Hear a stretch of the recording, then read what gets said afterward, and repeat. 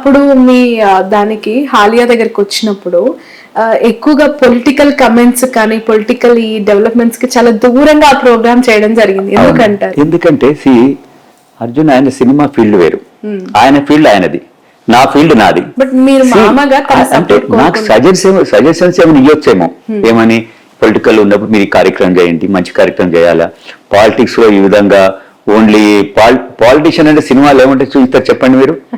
General గా నేను అడిగాను మా అరుణ్ గారిని, ఎవరో మా ఫ్రెండ్ ఒక ఆయన అన్నాడు, చంద్రశేఖర్ రెడ్డి సినిమాలో ఏదైనా చూపించాలి పోయి మంచిగా ఉంటుంది అని చెప్పి మీరు చూపించాలంటే అంటే ఏమన్నా తెలుసా, సినిమాలో పాలిటిషియన్ అంటే ఒక విలనే అని అన్నాడు ఆయన. జనరల్ గా పాలిటిషియన్ ఎట్లా చూపిస్తారు, ఆయన ఏదో ఊళ్ళో ఉన్న వాళ్ళను వాళ్ళ ల్యాండ్స్ లాక్కున్నట్టు ఇంకేదో చేస్తున్నట్టు చూపిస్తారు. అంటే ఆ విధంగా పబ్లిక్ లో ఎస్టాబ్లిష్ అయింది. మీరు కూడా నన్ను ఏమంటుండ్రు, ఎంత సాఫ్ట్ గా ఉంటే ఎట్లా చాలా మంది అంటారు, మీరే కాదు. నేనన్నా అంటే పాలిటిషియన్ అనగానే రౌడిజం చేయాలనా, ల్యాండ్ గ్రాబే చేయాలనా, అది పోవాలి కదా. సో అదే అందుకని ఆయన ఫీల్డ్ వేరు, ఆయన సినిమాలు అది దాంట్లో తను తన యొక్క ఏమంటారు వాళ్ళను ప్రొఫెషనల్ గా దాంట్లో ఆయన ఉంటాడు. నేను నా యొక్క ప్రొఫెషన్ పాలిటిక్స్ లో నేను సమాజానికి ఎట్ట సేవ చేయాలి, తను తన ఫ్యాన్స్ ఏ విధంగా అలరించాలి, అంతే కదా.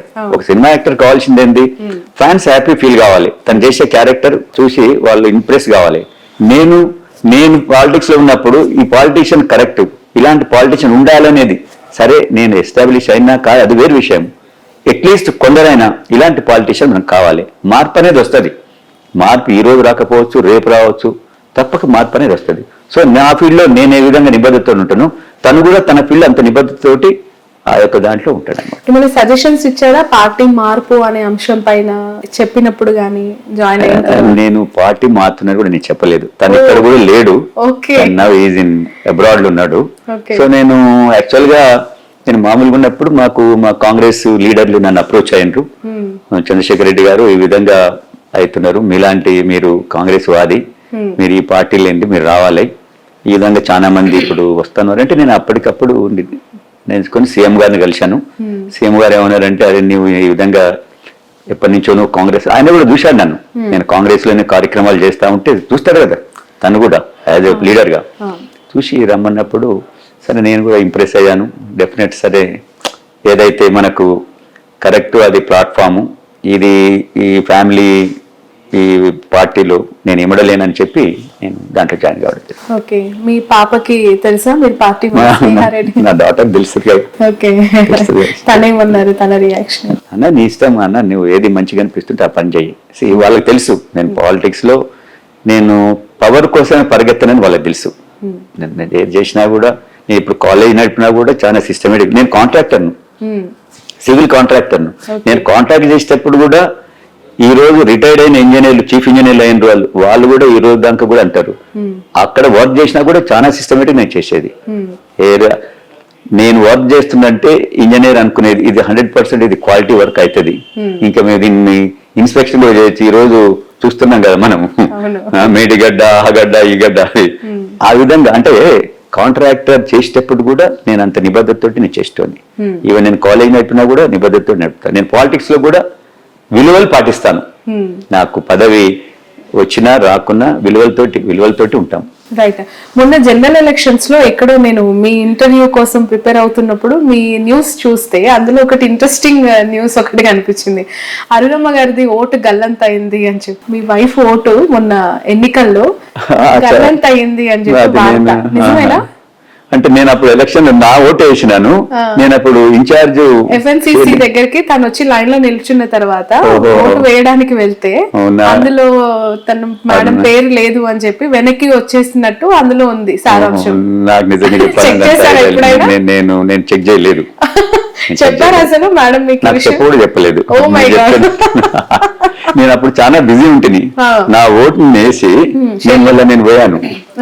అందుకని నేను వేసిందే అనుకున్నా, అంటే మేము ఇద్దరం కలిసిపోయి వేసేది ఓటు అంతకుముందు. కానీ అక్కడ ఫోటో మాత్రం మీ ఇద్దరిదే పెట్టారు. కాదు, నేను ఇద్దరం కలిసిపోలేదు. బట్ తన ఓటు గల్లంత అయ్యింది. అలా చాలా మంది ప్రముఖులు చాలా మంది గల్లంత అయ్యాయి ఈసారి జనరల్ ఎలక్షన్స్ లో అని చెప్పి ఆ న్యూస్. నాకు న్యూస్ మరి అంతకుముందు మేము ఇద్దరం కలిసి చేసాం ఓటు, అదైతే definite. It's very personal question అండి. అల్లు అర్జున్ గారు అంటే యూత్ కి ఒక ఇన్స్పిరేషనల్ యాక్ట్.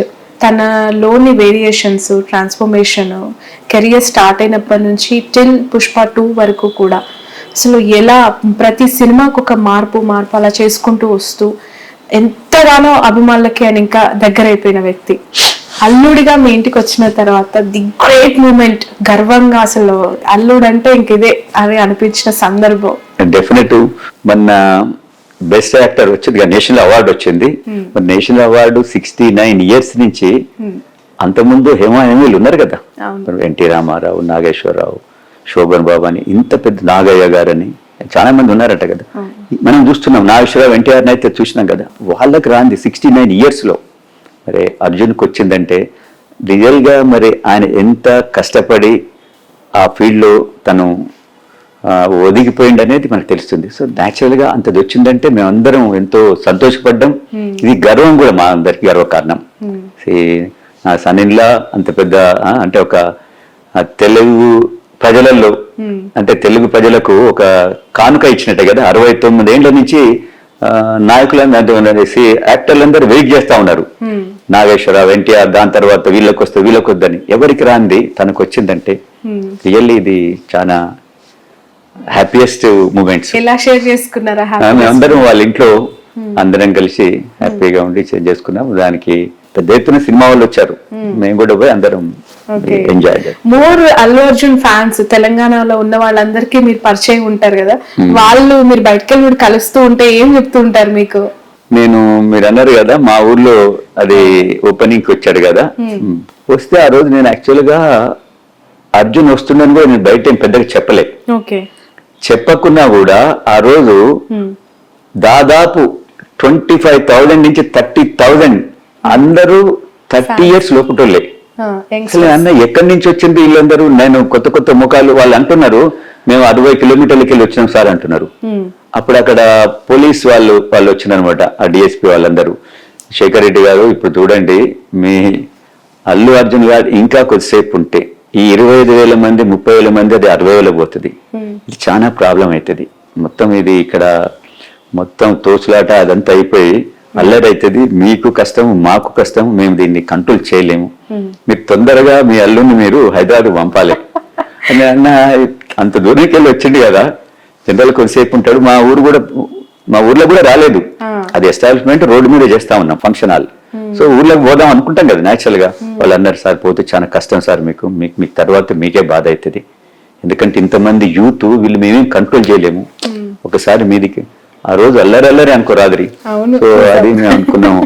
బట్ అనిపించిందా అందరు అత్తమామల కళ్ళు ఇంటికి తెచ్చుకోవడం ప్రాబ్లం అయితే ఇక్కడ పోలీసు వాళ్ళు ఇంటి నుంచి బయటకు పంపినట్టు అది ఏం చేస్తాం మరి అనిపించింది ఆ రోజు అల్లు అర్జున్ గారిని తొందరగా అనుకున్నాము. అదే ఇక తను కూడా అన్నాడు, మామ నేను ఎక్కువసేపు ఉంటే మీకు కష్టం ఉన్నాం, మాకు కూడా కష్టం.